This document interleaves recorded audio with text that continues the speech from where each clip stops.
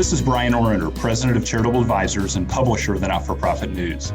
Thank you for joining us for this episode of the Frontline Perspectives podcast. Today, I'm joined by Ann Merkel, the Senior Vice President and Chief Market Development Officer at the National Bank of Indianapolis.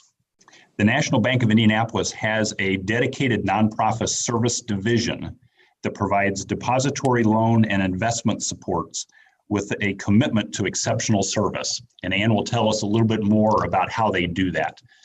So Ann, I invited you here to share some insights that you have, maybe kind of 3 tips for 2021 as we kind of look to this year to hopefully be coming out of the pandemic after a tough year for most organizations last year. So what do you have to share with us?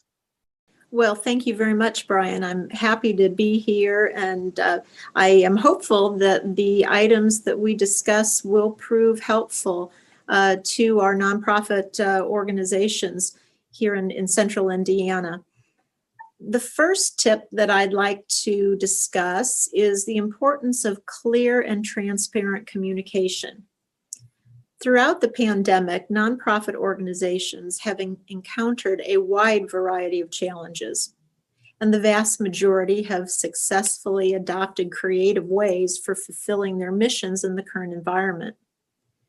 We know that these organizations that continued to fundraise throughout the pandemic have been successful, and the organizations that have been most successful understand the importance of clear and transparent communication with their donors and other community stakeholders. They have been successful in articulating why their mission is important or needed in the pandemic and post-pandemic environment. In fact, the ability to effectively communicate the role the organization has played in supporting the needs of our community and how the mission will play a role in COVID recovery and rebound has led many organizations to experience an increase in donor and grant support during the past year. Communicating a clear message and being transparent with all stakeholders is important regardless of the environment.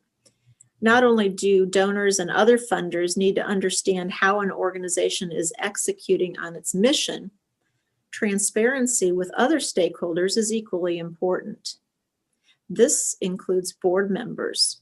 Your board members can only provide strategic guidance or advocate on behalf of the organization when they understand the challenges and the opportunities facing that organization. Another stakeholder that benefits from clear understanding of opportunities and challenges is, of course, your banking partner. When a banker is kept well informed, the bank can be proactive in providing solutions to keep the organization operating efficiently. The importance of clear and transparent communication really dovetails into the next topic that I'd like to address, and that is intelligent compassion and the importance of communicating outcomes with your donors. Nonprofit organizations have also seen their stakeholders take a much closer look at the impact that their dollars are having in the community. As a result, many organizations have been forced to measure and effectively communicate their programming outcomes. Donors and other funders are directing dollars to organizations that can clearly show and articulate the impact of funding received. And we all know that this trend has been increasing in recent years, and we do expect that donor demand for data is going to continue and, in fact, accelerate. The organizations that can clearly communicate data that validates the impact and effectiveness of their programs will be more successful in their fundraising activities. This data is the intelligent part of intelligent compassion. We all know, however, that data by itself just won't get the job done. Human compassion is equally important. So the ability for an organization to share its impact stories behind that data will be critical to their success. The final point that I would like to highlight with our listeners is the importance of creating a budget that can be adjusted quickly and effectively when the environment changes. Earlier, I mentioned the importance of transparent communication with board members and bankers. Well, one of the tools used for communicating with these stakeholder groups is the financial statement and financial reporting. Clear and accurate reporting is key to successful relationships with both your board members and your bankers, as well as your funders. Some nonprofit organizations feel that they can't make an investment in quality financial reporting. I would suggest that they can't afford not to make that investment. An organization's leadership, board members, and bankers all need to make decisions based on the organization's financial statement and how that organization is operating vis-a-vis its annual budget. 2020 forced all organizations to quickly make changes in all aspects of their operations and program delivery channels. Many organizations experienced significant changes in revenue and expenses, which meant immediate implications for their budgets and an immediate need to make some changes. Understanding where adjustments or changes can be made quickly in an organization is crucial. Another critical component is understanding the budget for each program. How much can be cut from a program without severely impacting those you serve, for example? When going through the annual budgeting process, it is helpful to discuss various what-if scenarios and identify your plan B so that the organization can quickly and effectively implement changes when necessary. This exercise will definitely allow organizations to be nimble enough to continue to deliver the needed services regardless of the economic environment. Very good. Okay, so I heard 3 tips. So clear and transparent communication, intelligent compassion, and I love the way you laid that together in terms of outcomes and data and the impact that organization's having, and then creating an adjustable budget and all of that, understanding revenue expanse for each program. And it's amazing. Some organizations have a much better handle on that than others. And maybe this kind of segues into kind of our final segment here, that I know a lot of organizations over this past year have really had to look at their finances in a different way. And I thought maybe you could share a little bit about it, maybe a success story or an organization you've worked with. Not that you don't have to name the organization, but I mean, but to tell us a little bit about kind of the work you've done in this past year. Certainly. Well, I think the work that we have done in this past year that has been most rewarding for all of our bankers, and especially for our bankers who work directly with our nonprofit clients, has been the process of giving them access to the Paycheck Protection Program loans.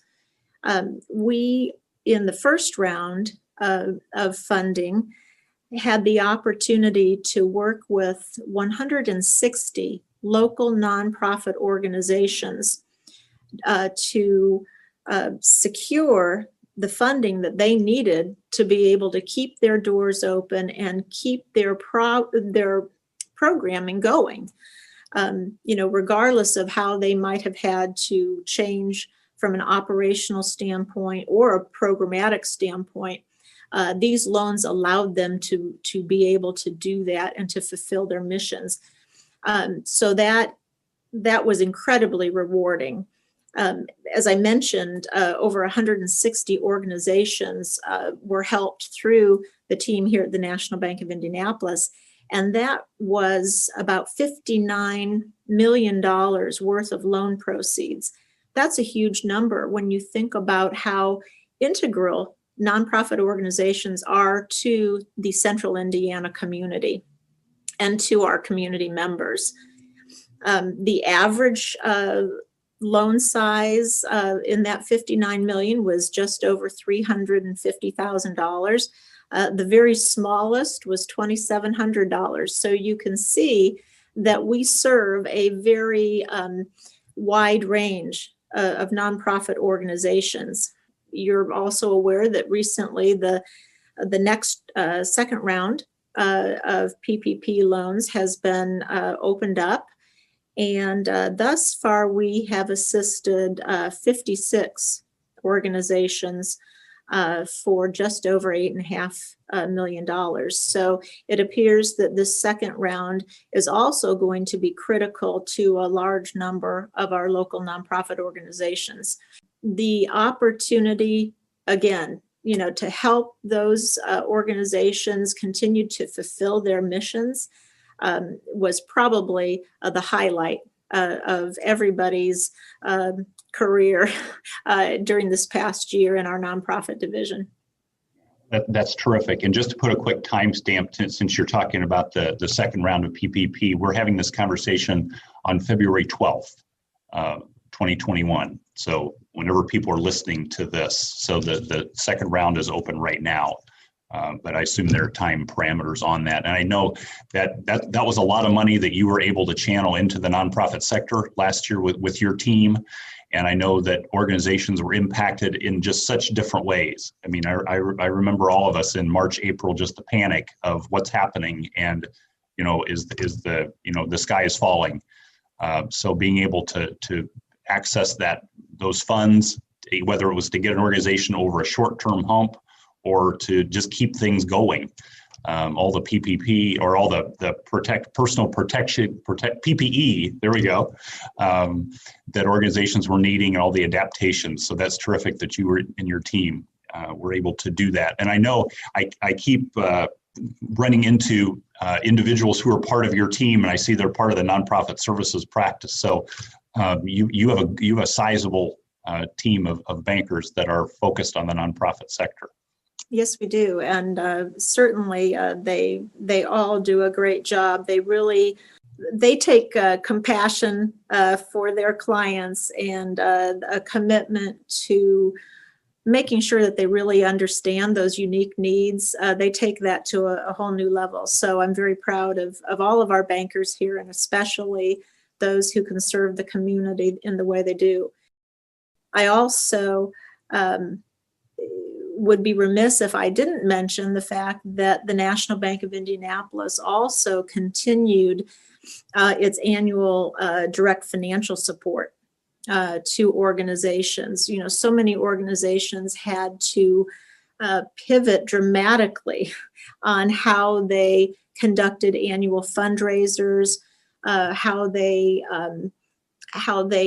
delivered their services through their programs. And it was very important to the bank that we continue to provide that direct financial support, either through contributions and donations or through event support. So that was another very important point that we didn't want in the chaos that was 2020. We did not want to cut back on our funding of our local partners. That's terrific. That extra level of support to the nonprofit community. So thank you so much. My guest today has been Ann Merkel with the National Bank of Indianapolis. Thank you for joining us today. We wish you a safe and healthy 2021.